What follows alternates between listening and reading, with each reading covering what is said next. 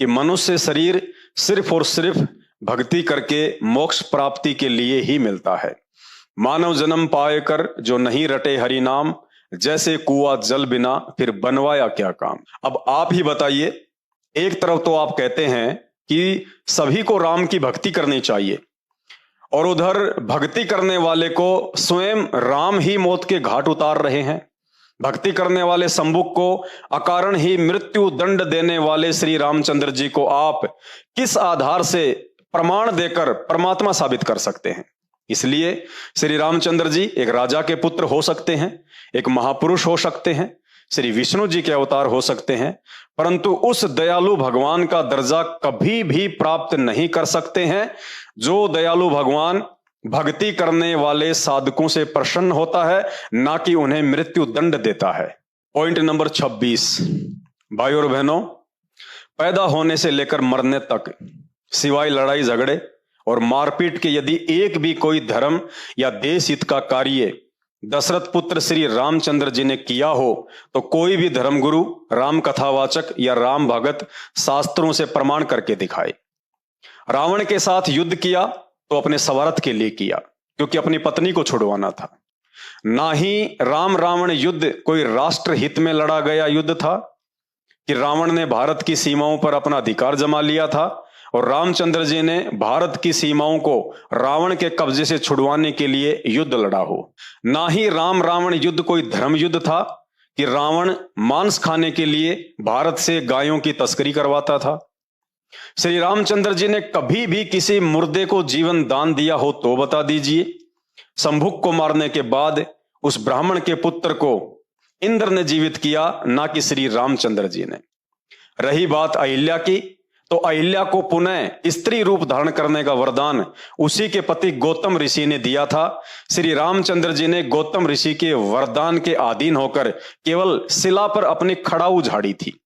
यदि श्री रामचंद्र जी में किसी को जीवन दान देने की शक्ति होती तो युद्ध में लक्ष्मण सिर्फ बेहोश हुआ था, मरा नहीं था, लेकिन श्री रामचंद्र जी उसे बेहोशी से भी बाहर नहीं निकाल पाए। वो काम भी रावण के वैद्य ने किया। तो सोचिए श्री रामचंद्र जी अहिल्या को कैसे जीवन दान दे सकते थे। उन्होंने अपने जीवन काल में किसी रोगी का शरीर स्वस्थ किया हो तो बता दीजिए। उन्होंने किसी बांझ स्त्री को पुत्र प्राप्ति का आशीर्वाद दिया हो तो प्रमाण दे दीजिए। बल्कि इसके विपरीत उन्होंने आजीवन सभी को दुख अवश्य दिया। श्री रामचंद्र जी को पुत्र रूप में प्राप्त करके आजीवन उनके पिता राजा दशरथ महादुखी रहे और वनवास के समय पुत्र के वियोग में महल की छत से गिरकर गर्दन टूटने के कारण उनकी दर्दनाक अकाल मौत हुई। श्री रामचंद्र जी को पुत्र रूप में प्राप्त करके आजीवन उनकी माता कौशल्या दुखी रही। श्री रामचंद्र जी को भाई के रूप में प्राप्त करके आजीवन उनके भाई दुखी रहे और लक्ष्मण जी को मृत्यु दंड भी प्राप्त हुआ। श्री रामचंद्र जी को पति रूप में प्राप्त करके आजीवन सीता ने दुखों का पहाड़ उठाया। श्री रामचंद्र जी को पिता रूप में प्राप्त करके लव व कुश ने कभी भी उनको हृदय से पिता स्वीकार नहीं किया और ना ही अयोध्या में निवास किया। स्वयं श्री रामचंद्र जी ने आजीवन सुख का सांस नहीं लिया। एक राजा होने के बावजूद जिसकी पत्नी और बच्चे जंगल में वनवासी का जीवन भोग रहे हों, ऐसा व्यक्ति राजा तो क्या देवता होकर भी सुखी नहीं रह सकता। राजा होने के बावजूद जिसे अपने ही निर्दोष भाई को मृत्यु दंड देना पड़े, वह व्यक्ति सौपन में भी सुखी नहीं हो सकता। चक्रवर्ती राजा होने के बावजूद जिसे अपने ही पुत्रों के सामने शर्मिंदा होना पड़ जाए, वह व्यक्ति कभी भी सुखी नहीं हो सकता। और अंत में अपने ही पुत्रों से शर्मिंदा होकर, हर प्रकार से दुखी होकर श्री रामचंद्र जी का मनोबल इतना टूट चुका था कि उन्होंने काल प्रेरणा से आत्महत्या करने का फैसला किया और सरयू नदी में छलांग लगाकर अपने जीवन को समाप्त किया, जिसे शास्त्रीय भाषा में जल समाधि कहा जाता है। भाई और बहनों, सोचिए किस आधार से उन्हें परमात्मा की संज्ञा देकर उनकी भक्ति से मोक्ष की उम्मीद कर सकते हैं। जिसका स्वयं का मोक्ष नहीं हुआ, उनकी भक्ति से आपका मोक्ष कैसे संभव है। जिन्होंने स्वयं आजीवन सुख का सांस नहीं लिया, उनकी भक्ति से आप कैसे सुखी रह सकते हैं। भारत देश के सभी सनातनी धर्मगुरुओं से मेरा आग्रह है, अब शिक्षित समाज के सामने आप धर्मगुरुओं का यह बेतुका तर्क भी कुछ काम आने वाला नहीं है कि उन्होंने ये सब लीला करके एक आम नागरिक का जीवन जीकर दिखाया। यदि उन्होंने लीला करके आम आदमी का ही जीवन जीकर दिखाया है और सारी उम्र आम आदमी वाले ही कार्य किए हैं, तो उन्हें भगवान मानकर पूजा करना कौन सी समझदारी है? उन्हें आम आदमी की तरह ही लेना चाहिए। मैं तो यहां तक कहूंगा कि उन्होंने आम आदमी की लीला भी अच्छे से नहीं निभाई। वो लीला किस काम की, जिस लीला के चक्कर में स्वयं के खानदान का सत्यानाश हो गया और ना ही समाज को कुछ अच्छा सीखने को मिला। क्योंकि आम आदमी भी अपनी एक पत्नी के लिए करोड़ों लोगों के जीवन को दांव पर नहीं लगाता, जो दशरथ पुत्र श्री रामचंद्र जी ने किया। आम आदमी कभी भी अपनी पत्नी पर इस तरह शंका करके उसे समाज में बेइज्जत नहीं करता है जिस प्रकार दशरथ पुत्र श्री रामचंद्र जी ने किया। आम आदमी कभी भी अपनी गंगा जैसे पाक चरित्र वाली पत्नी को किसी समाज के व्यक्ति के कहने से घर से निष्कासित नहीं कर सकता, जैसा कि श्री रामचंद्र जी ने किया। आम आदमी कभी भी अपने बच्चों के साथ युद्ध नहीं करता, जैसा कि श्री रामचंद्र जी ने किया। इसलिए श्री रामचंद्र जी एक राजा के पुत्र हो सकते हैं, एक महापुरुष हो सकते हैं, श्री विष्णु जी के अवतार हो सकते हैं, परंतु उन्हें परमात्मा की संज्ञा देना परमात्मा की तौहीन करने के समान है। भाई और बहनों, अब एक छोटा सा संदेश है, आप सभी भगत भाई बहन ध्यान से सुनिए और मेरे द्वारा ये जो वीडियो बनाया गया है इस मकसद को समझिए और अपने इस मानव जीवन को सफल बनाइए। आने वाला समय 2028 युग परिवर्तन का समय है, भयंकर महाविनाश का समय है और उस महाविनाश के समय में केवल और केवल भक्ति बचा सकती है। और भक्ति के लिए यह आवश्यक है कि सबसे पहले आप भगवान की पहचान करें, परमात्मा की पहचान करें। भक्ति तो उसके बाद शुरू होगी। भाई और बहनों, 2 घंटे से मुझे थूक बिलोने का कोई शौक नहीं है। आप भी अपने कीमती समय में से थोड़ा बहुत समय निकाल के ये वीडियो देख रहे हैं, तो ये वीडियो देखने का फायदा उसी समय है जब आप संत रामपाल जी के सत्संग सुनना शुरू करें।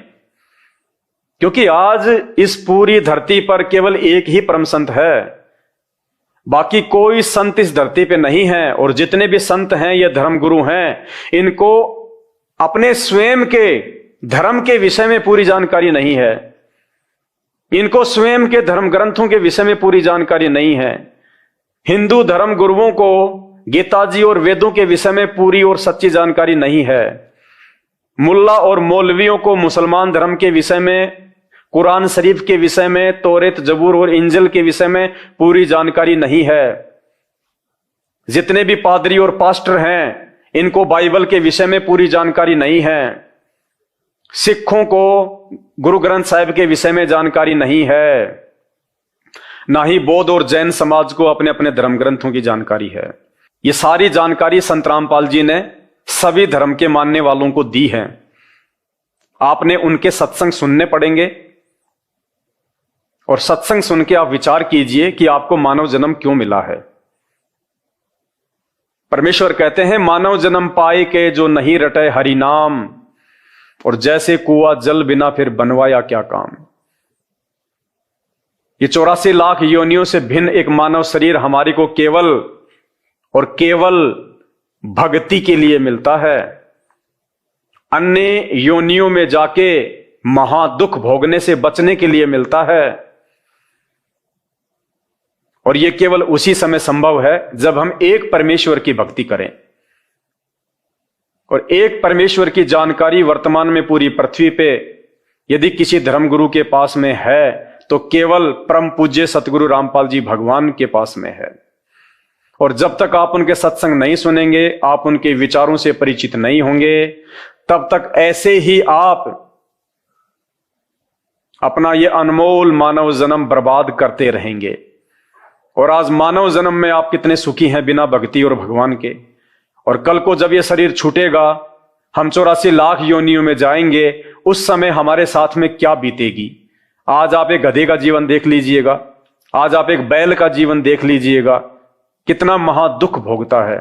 सारा दिन खेत में चलता है, गाड़ी में उसको किसान जोतता है। एक गधा सारे दिन ईंट के भट्ठे के ऊपर कितनी मेहनत करता है, सारा दिन ईंटें ढोते रहता है। अन्य पक्षी देख लीजिए, पशु देख लीजिए, एक कुत्ता देख लीजिए, सर में कीड़े पड़ जाएं, पूरे शरीर पे उसके खुजली हो जाए, एक्सीडेंट में उसका पैर कट जाए, कितने दुख भोगते हैं। आप और हमारे ऊपर तो छोटी मोटी कोई भी आपत्ति आती है, हम तो तुरंत अपने किसी रिश्तेदार को बता दें, कहीं से सहायता प्राप्त कर लें, मेडिकल प्राप्त कर लें, हॉस्पिटल में चले जाएं। भूख लग रही है तो खाना खा लें, कहीं भी 56 प्रकार के भोजन बना के खा लें। और कल को जब भक्ति सही नहीं करेंगे, और ये तो विधान है परमात्मा का, ये मोटे मोटे ग्रंथ भगवान ने कोई ऐसे थोड़े ना लिखवाए, मजाक में थोड़े लिखवाए चारों वेद और ये गीता जी, ये पुराण, इनमें भक्ति और भगवान के विषय में जानकारी है। इस मानव शरीर से हमें क्या करना चाहिए उसकी जानकारी है। और यदि हमने वो कार्य नहीं किया, संत रामपाल जी की शरण में आके एकमात्र पूरे विश्व में उस तत्वदर्शी संत की शरण प्राप्त करके यदि हमने एक परमात्मा की भक्ति नहीं की, तो अगला जन्म 84 लाख योनियों का। फिर हमें ना कोई सत्संग के विषय में बताएगा, ना कोई समझाएगा, ना हम समझने के लायक रहेंगे। कहते माता पिता मिल जाएंगे लख 84 माही, सतगुरु की सेवा और भक्ति ये फेर मिलन की नाही। आज अनजाने में लोग कहते हैं माता पिता ही हमारे गुरु हैं, माता पिता ही हमारे गुरु हैं। बहुत अच्छी बात है, वो भी गुरु हैं, उन्होंने भी आपको जीवन जीना सिखाया है, बचपन में आपको शिक्षाएं दी हैं। लेकिन बिना आध्यात्मिक गुरु के वो माता पिता भी मरने के बाद 84 लाख योनियों में जाएंगे, और आप भी 84 लाख योनियों में जाएंगे। वहां पे ना आपको मां बचाएगी, ना आपको वो पिता बचाएगा। तो ये परम पिता परमात्मा इस धरती पे प्रकट है, सबका पिता है, सबकी मां है। ये हमें सत्य आध्यात्मिक ज्ञान देके 84 लाख योनियों से भी बचाएंगे। और इस शरीर में रहते सहते यदि हमारे ऊपर कोई संकट आना होगा, कोई परेशानी या कोई दुख आना होगा, हमारे कोई प्रारब्ध का, हमारे कोई पूर्व जन्मों के कुकर्मों का, उसको भी संत रामपाल जी अपनी भक्ति से काटने में समर्थ हैं। आपके ऊपर वो कष्ट नहीं आने देंगे यदि आप उनकी मर्यादा में रह के भक्ति करेंगे। तो मेरी केवल आपसे विनती है, आपसे प्रार्थना है, मैं आपको केवल समझा ही सकता हूं, बता ही सकता हूं, जानकारी ही दे सकता हूं। बाकी प्यास आपको होनी चाहिए, भूख आपको होनी चाहिए, तभी आप उस चीज को प्राप्त जो है वो कर पाएंगे। तो आज के वीडियो में केवल इतना ही। आगे फिर परमपिता परमेश्वर के आशीर्वाद से आप सभी भाई बहनों के मार्गदर्शन के लिए वीडियो आते रहेंगे। अभी तक यदि आपने हमारे Facebook page Pawan Das is live को फॉलो नहीं किया है तो आप जी फॉलो करें, वीडियो को शेयर करें, ताकि यह जानकारी अन्य भगत भाई बहनों तक भी पहुंचे जो अभी उन अज्ञानी और नकली धर्मगुरुओं के चक्कर में अपने मानव जीवन को बर्बाद कर रहे हैं। बंदी छोड़ सतगुरु रामपाल जी भगवान की जय हो। हिंदुस्तान